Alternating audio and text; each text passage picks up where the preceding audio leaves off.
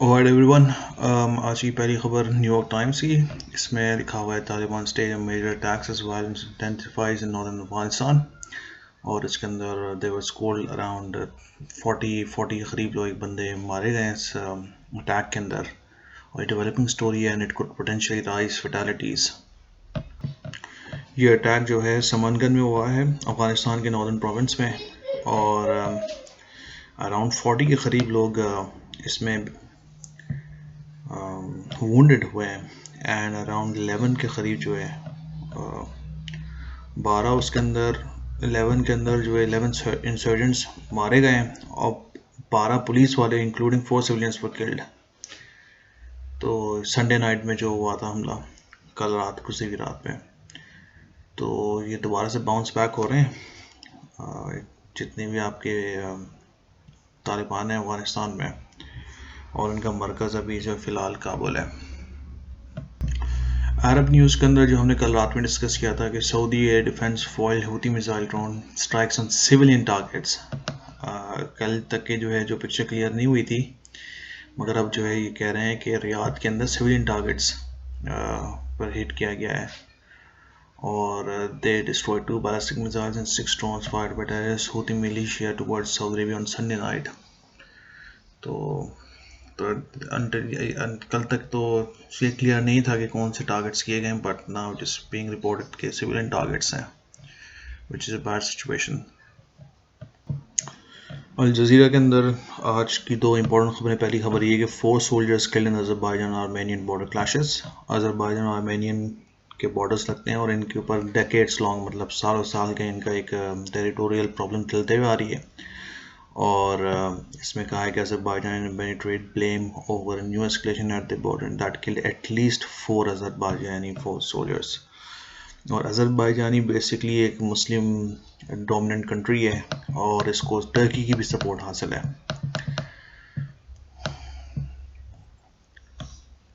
और इसमें रिपोर्ट में लिखा हुआ है कि the clashes also injured 2 Armenian troops and 5 Azerbaijanian soldiers. And we as Muslim we Pakistan की तो पॉलिसी यही होनी चाहिए और हमारी वैसे मुस्लिम यही होनी चाहिए कि we should support the Muslim forces around the world regardless wherever they are situated.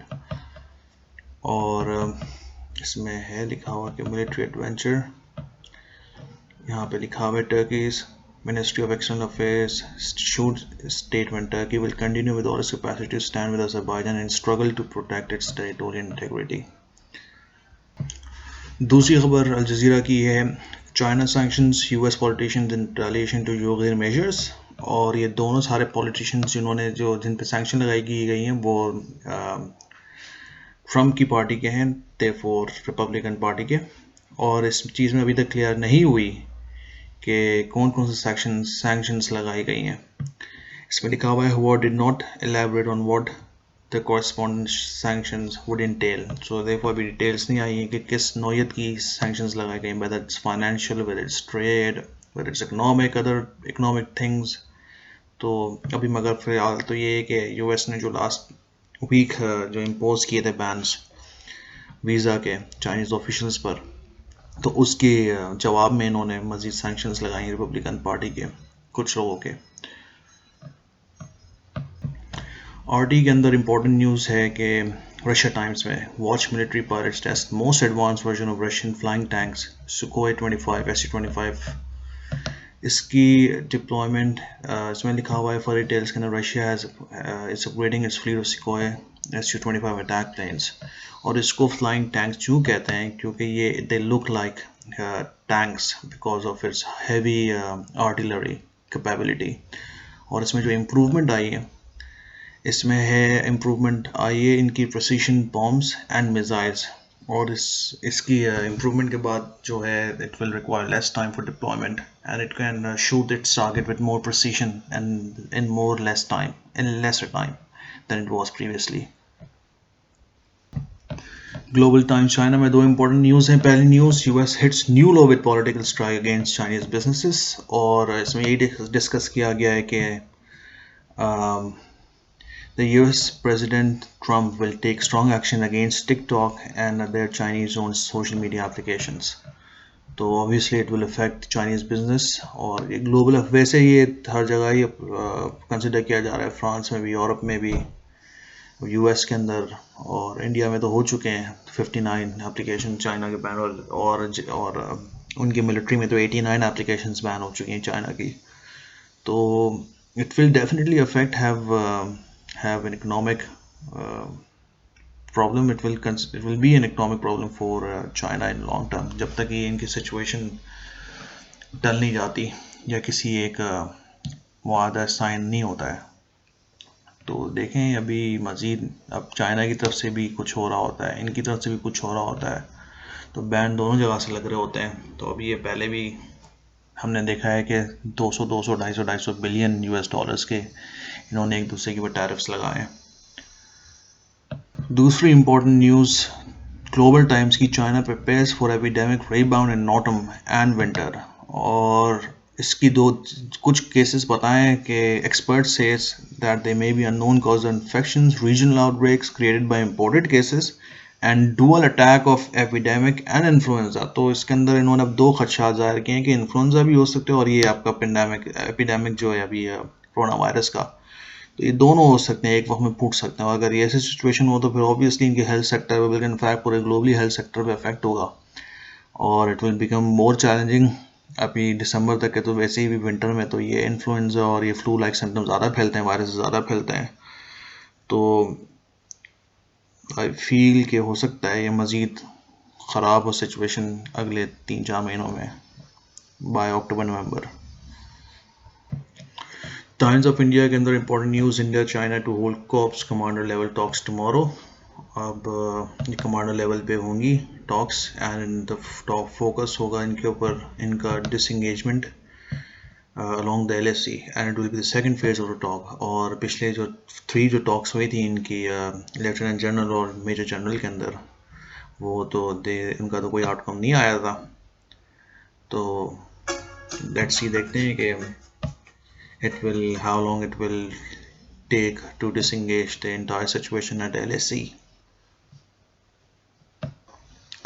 Disengagement के अंदर ये भी है कि Chinese troops have move back from finger 4 to finger 5 in the finger area region, Galwan valley के। तो हो सकता है ये मज़ीद फिंगर 5 से इनकी बैक टू द पोजीशंस लेके जाए, जो पहले जो 8, 7 और 6 तक के थे फिंगर्स, वहाँ तक पेट्रोलिंग करते थे। हो सकता है they might come to a conclusion के इंडियन ट्रूप्स ही पीछे जाएं और चाइनीज ट्रूप्स ही साथ पीछे जाएं। तो बट द थिंग इज़, ये लोग अगर गलवान से पीछे भी जाते हैं तो पैंगोंग लेक पे भी जो है कुछ बैकआउट हुई थी। आर्मी ने अभी PLA ने अपनी आर्मी साइज रिड्यूस की है, but they haven't move back from the current positions.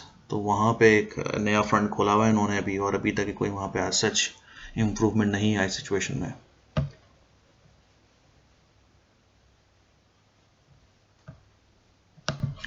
जी न्यूज़ में इंपॉर्टेंट न्यूज़ है, Indian army chief general Naravane visits forward areas in Jammu Patankot region, reviews current situation। और इसकी वजह ये थी कि इंडियन आर्मीज कैपेबिलिटीज टू थॉट any misadventures by the enemies of our country. तो वो बेसिकली प्रिपेयर्डनेस देखने गए थे कि इनकी फॉरवर्ड पोजीशंस पे क्या प्रिपेयर्डनेस है and how ready is the forward military forward strike corps.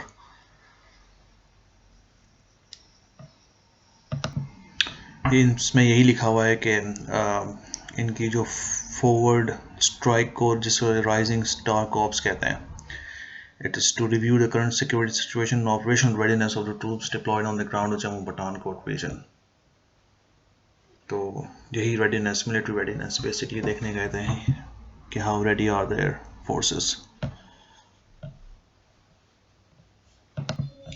C news की एक और इम्पोर्टेंट न्यूज़ के मोदी और गूगल CEO सुंदर पिचाई की डिस्कशंस हुई हैं कोविड-19 पर, डेटा सिक्योरिटी पे और साइबर सेफ्टी पे। और साइबर सेफ्टी पे इसमें इतना ज़रूरी इसलिए है क्योंकि अभी काफ़ी चाइना की तरफ से जो है 5th जनरेशन वॉरफेयर में होता भी है कि इनके इलेक्ट्रोमैग्नेटिक वॉरफेयर जो है इससे पूरा का पूरा साइबर इन्वॉल्व होता है। और इनके यही खदशात हैं कि हो सकता है कि इनके जो फोर्ड डिप्लॉयड इनकी जो एमुनेशंस हैं, आर्टिलरी है, वो ही बस जैम ना हो जाए। और ये भी खदशात इनके सिक्योरिटी इंटेलिजेंस ऑफिशियल्स ने भी, इन्होंने ये रिपोर्ट शाया की थी कि प्राइम मिनिस्टर ऑफिस तक नरेंद्र मोदी का ऑफिस भी जाम हो सकता है कि अगर इनके पास